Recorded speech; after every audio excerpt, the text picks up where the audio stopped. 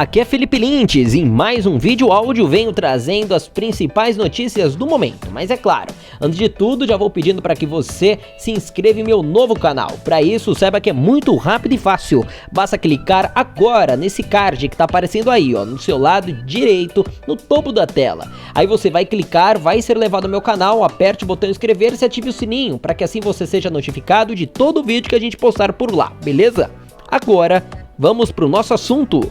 Não é mentira. Vejam só essa notícia ao lado da tela. A gente tem que mostrar para vocês verem que é verdade. Luiz Inácio Lula da Silva acabou de anunciar em uma televisão árabe de que está prontíssimo para ser o novo presidente do Brasil em 2022, derrotar Bolsonaro, e disse que os empresários brasileiros têm que rezar para que ele volte. Sim, isso mesmo, gente. Bom, é claro que aqui neste vídeo, logo a seguir, eu vou dar maiores detalhes da entrevista dele e comentar mais este absurdo dito por este marginal. Bora conferir?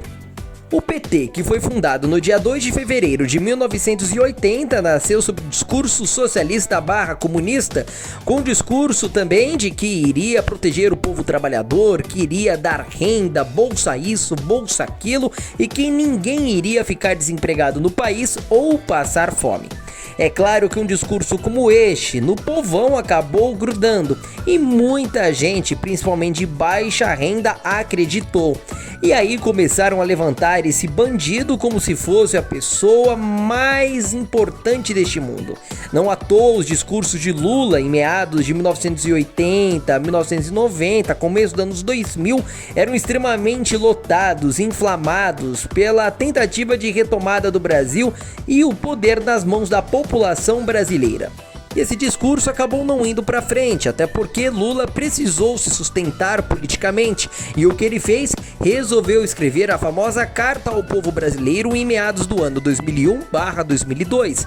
Quem tem cerca de 30 anos de idade, portanto um pouco mais velho que eu, que tenho 25, vai se recordar muito bem da tal carta. Nela, Lula tentava fazer as pazes com o empresariado brasileiro, com os banqueiros, dizendo que ele não ia promover uma estatização da economia, que não iria implementar o socialismo / comunismo, que não iria emprestar dinheiro vultuoso via o BNDES, que é o Banco Nacional de Desenvolvimento Econômico e Social, para países latino-americanos com a finalidade de financiar as ditaduras que estavam logo por vir. E por incrível que pareça, Lula chegou nessa carta a admitir a possibilidade de se estudar a privatização de diversas empresas estatais que na época já davam prejuízos multibilionários. Inclusive Lula se comprometeu a não realizar interferências numa Petrobras, por exemplo, e muito menos na política de preços de combustíveis da estatal brasileira. Bom, diante dessa retomada da confiança do empresariado e dos banqueiros juntamente a este bandido chamado Lula, a confiança ficou elevada e, consequentemente, esses mesmos empresários começaram a apostar, até financeiramente muito, na eleição de Luiz Inácio Lula da Silva.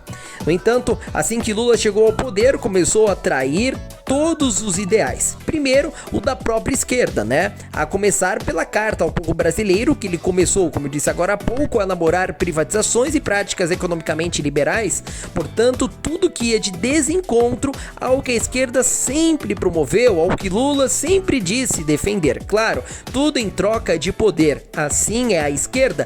Esses caras não têm nenhum tipo de ideal. Na verdade, o ideal até existe, só que pelo poder, pelo dinheiro. E Lula também acabou traindo o próprio empresariado, a começar pela resistência de Lula assim que chegou ao poder nas privatizações tão prometidas por ele. Lula também começou a realizar interferências dentro da política de preços da Petrobras. Lula começou a aumentar de maneira absurda os gastos públicos.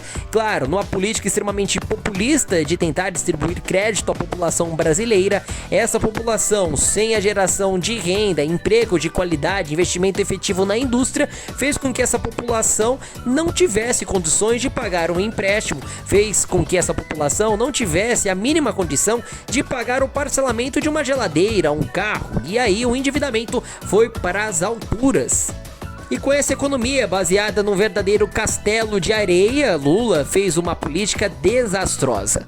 Não à toa, até os dias atuais estamos colhendo as péssimas consequências dessa política e ainda tivemos Dilma Rousseff percorrendo as mesmas ideologias de Lula, só que de maneira ainda mais desastrosa. Pois é, Dilma foi mestre, ela conseguiu piorar o que já era muito ruim.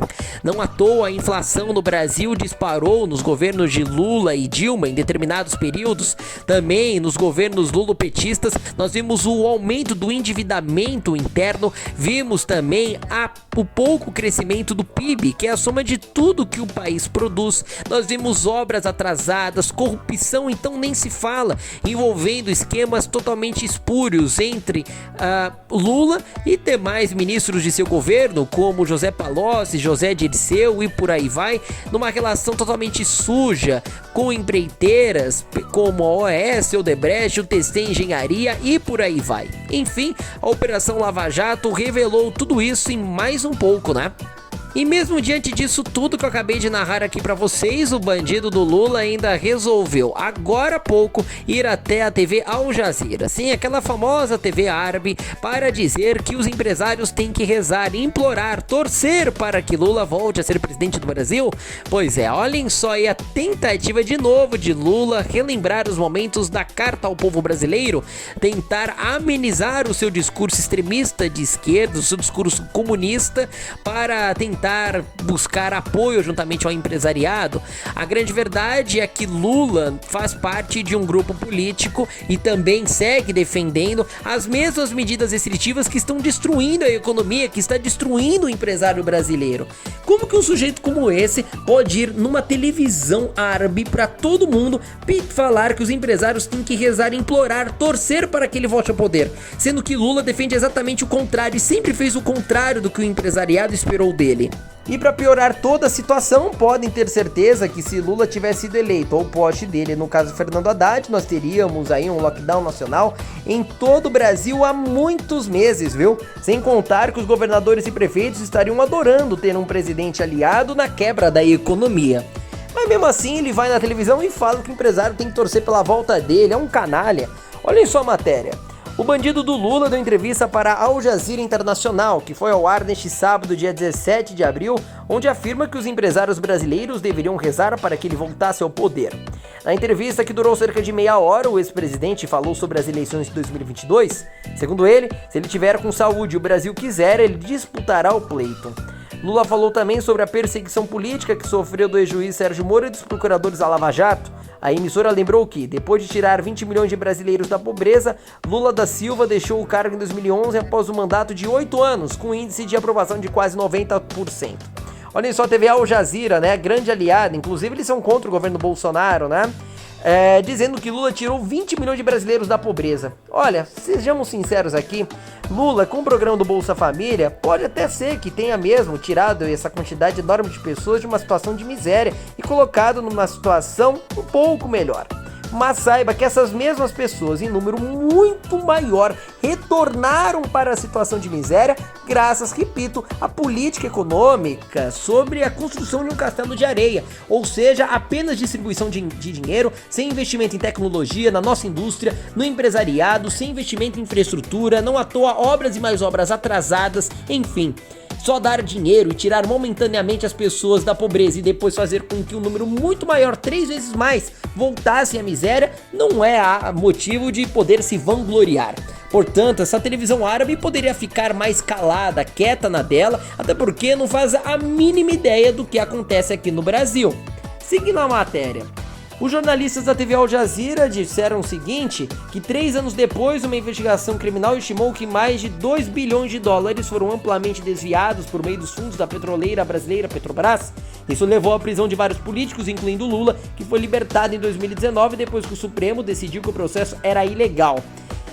Na verdade, o processo de Lula foi considerado, né, recentemente, todos eles anulados, e inclusive a prisão após condenação em segunda instância foi entendida pelos ministros do STF, por boa parte deles no caso, especialmente por Gilmar Mendes, de que a prisão era ilegal, que ela não poderia continuar acontecendo, que Lula deveria ser libertado. Isso aconteceu no ano passado, 2019, ano que os jornalistas aqui acabaram de citar, né?